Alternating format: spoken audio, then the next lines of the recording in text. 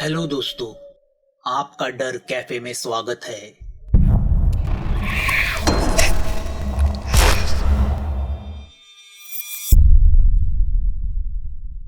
पुष्कर चंडीगढ़ की उत्तर में बसे रायपुर की एक छोटी सी हवेली के पास आता है। उस पर लिखा हुआ होता है प्रोफेसर प्रभाकर आहूजा। वह घंटी बजाता है। 2 मिनट के बाद एक 45 साल का हंसमुख आदमी दरवाजा खोलता है और पुष्कर को देखता है। पुष्कर ने मफलर से अपना पूरा चेहरा ढका हुआ है। अब उसके चेहरे से चमड़ी गल के नीचे गिरनी शुरू हुई है। प्रोफेसर उससे पूछता है, मिस्टर पुष्कर? पुष्कर हाँ करके सर हिलाता है। वह हंसने की कोशिश करता है मगर उसकी हंसी गायब हो चुकी है। प्रोफेसर उसे अंदर आने का इशारा करता है। पुष्कर उस पुरानी हवेली को देखता है। वह नहीं जानता था कि यह प्रोफेसर उसकी क्या मदद करेगा। उसे लगा था कि डॉक्टर गिल उसे किसी जादू टोना करने वाले मांत्रिक का पता देंगे। प्रोफेसर उसे अंदर आके बैठने का इशारा करते हैं। पुष्कर बैठता है। Will you like to have some drink? Professor English में पूछते हैं। उस वक्त पुष्कर को ड्रिंक्स की बहुत जरूरत थी। पुष्कर हाँ करके सर हिलाता है। प्रोफेसर कोने में बनाए छोटे बार की तरफ जाता है। विस्की, वोडका, रम या जिन? वो पीछे मुड़ के पूछता है। विस्की। प्रोफेसर 2 ग्लास बना के पुष्कर के पास आता है और एक ग्लास पुष्कर को देता है। पुष्कर ग्लास लेके मुंह को लगाता है। बाद में उसे याद आता है प्रोफेसर ने चीयर्स के लिए ग्लास आगे बढ़ाया है। सॉरी प्रोफेसर, मेरे हालात ही ऐसे हो गए हैं कि दिमाग ही नहीं चल रहा, सोचने की शक्ति ही खत्म हो गई है। पुष्कर, क्या आप कंबल हटाएंगे? मैंने आपसे भयानक चेहरे देखे हैं। पुष्कर कंबल हटाता है। प्रोफेसर के चेहरे पे हल्की सी स्माइल आती है। क्या आप नेक्रोमैंसी की प्रैक्टिस करते हैं? नेक्रोमैंसी? वो क्या होता है? पुष्कर हड़बड़ा के पूछता है।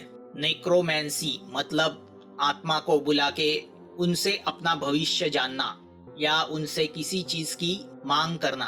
पुष्कर 2 मिनट सोच में पड़ जाता है, क्योंकि अगर वह हाँ करता है तो फिर उसे वह मांत्रिक और डकैती के पैसे के बारे में सच बताना पड़ेगा और शायद विजय के बलि के बारे में भी बताना पड़ेगा। क्या करे? मिस्टर पुष्कर, आपके पास वक्त बहुत कम है।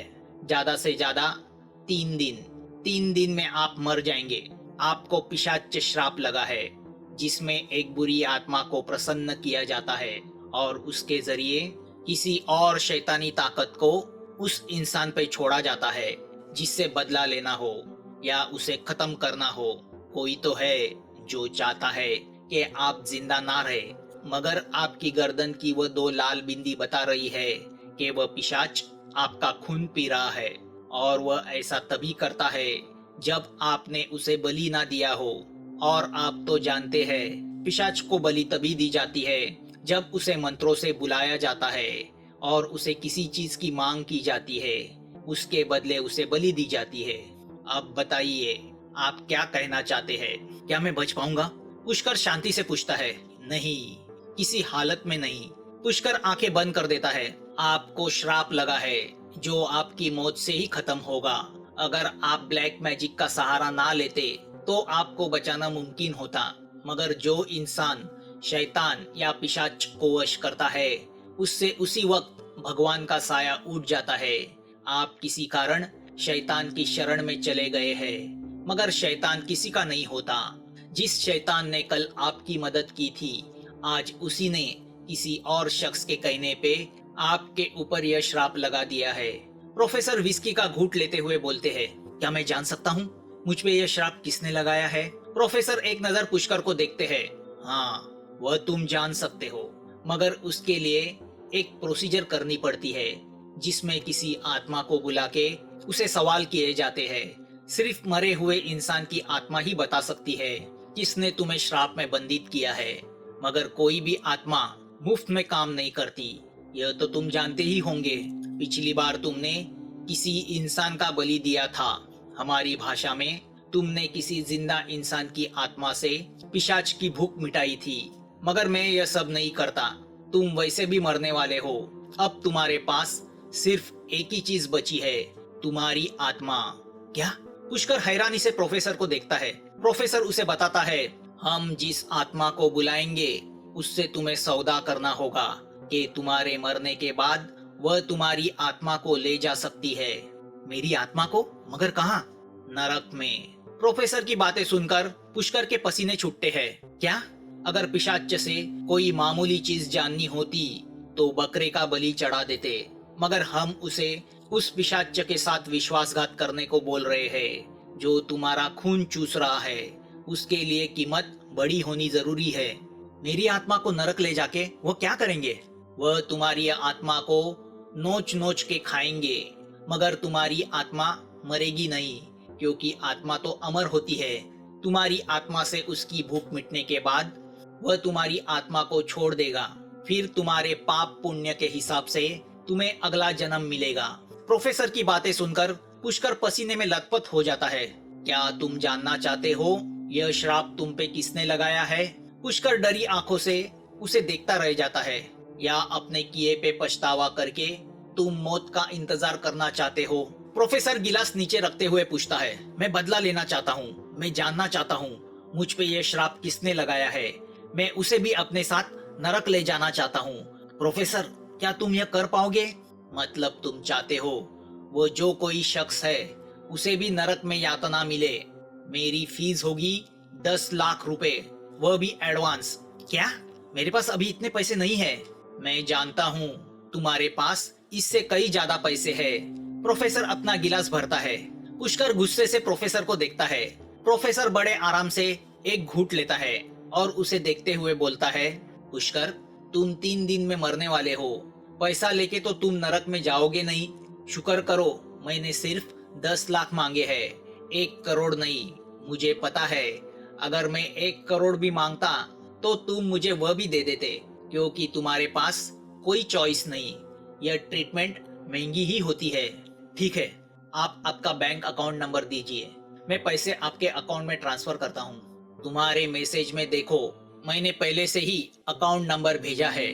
पुष्कर प्रोफेसर को देखता है और अपना मैसेज का इनबॉक्स खोलता है और बैंक ट्रांसफर की प्रोसीजर शुरू करता है। प्रोफेसर उससे कहता है, कल रात ठीक 11 बजे यहीं पे आ जाना। हम 11:30 बजे काम शुरू करेंगे। कल क्यों, अभी क्यों नहीं? पुष्कर उससे पूछता है। अभी वक्त निकल गया है, 12:30 बज रहे हैं और इस काम के लिए तैयारी करनी पड़ती है। हमें किसी की लाश लगेगी। कल रात तक मैं यह सब इंतजाम करूंगा, तुम कल आ जाओ।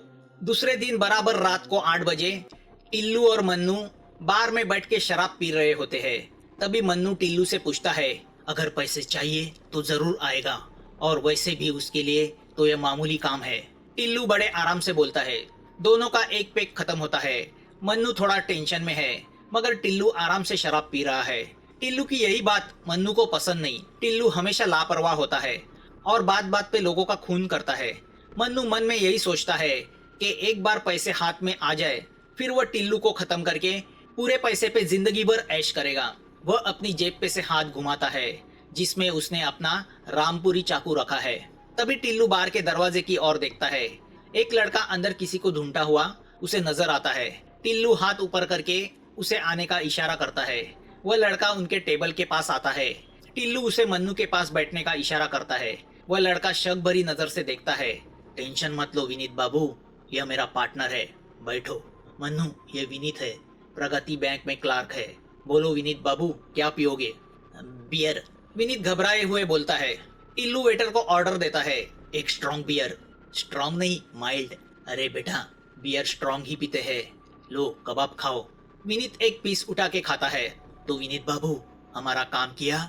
टिल्लू उससे पूछता है। और पैसा? टिल्लू एक एनवलप निकाल के विनीत को देता है। विनीत उसे खोल के अंदर रखे पैसे गिनता है और अपनी पॉकेट में से कुछ पेपर निकाल के टिल्लू को देता है। टिल्लू वो पेपर खोलता है और पेपर देख के उसकी आंखें क्रोध से भर जाती है। वह स्टेटमेंट मन्नू को देता है। वह बैंक स्टेटमेंट है काली प्रसाद यादव का। मन्नू स्टेटमेंट देखता है जिसमें बैलेंस 10,000 रुपए दिखा रहा है। इसमें तो 10,000 ही बाकी है टिल्लू। वो शॉकिंगली टिल्लू को देख के बोलता है, पिछले 1 साल की अमाउंट देखो। कल्लू ने 4 करोड़ डाले थे, मगर किसी ने उसे निकाल लिया है। विनीत बाबू, ये काली के अकाउंट से पैसे किसने निकाले? वेटर बियर लेके आता है। विनीत पैसे की तरह उसे मुंह को लगाता है। टिल्लू उसे एकटक देख रहा है। विनीत, काली प्रसाद के अकाउंट से पैसे किसने निकाले हैं? काली प्रसाद नहीं, वो पैसे खुद लेने आया था। टिल्लू और मन्नू एक दूसरे को देखते हैं क्योंकि वह जानते हैं कि काली को मरे 5 साल हुए हैं। क्या तुमने उसे देखा? हाँ, 5 किस्तों में उसने पैसे निकाले। आखिरी किस्त तो उसने पिछले हफ्ते ही कलेक्ट की। मैंने ही उसे पैसे गिन के दिए। विनीत बियर का स्वाद लेके बोलता है। क्या उसका कोई कांटेक्ट नंबर है? इस बार मन्नू पूछता है। कांटेक्ट तो अकाउंट पेपर पे होता ही है। टिल्लू और मन्नू को पता है कल्लू ने दिया हुआ कांटेक्ट नंबर अभी डेड है। टिल्लू विनीत से पूछता है, इसके सिवा उसका कुछ कांटेक्ट? अब वो कहाँ रहता है? नहीं, इतनी बातें तो नहीं हुई, बस उसने पैसे लिए और वो चला गया। टिल्लू गुस्से से टेबल पे हाथ मारता है। उसका जी करता है कि विनीत को वहीं पे मार के उसे दिए हुए पैसे वापस ले। विनीत को उसने 10,000 जो दिए थे।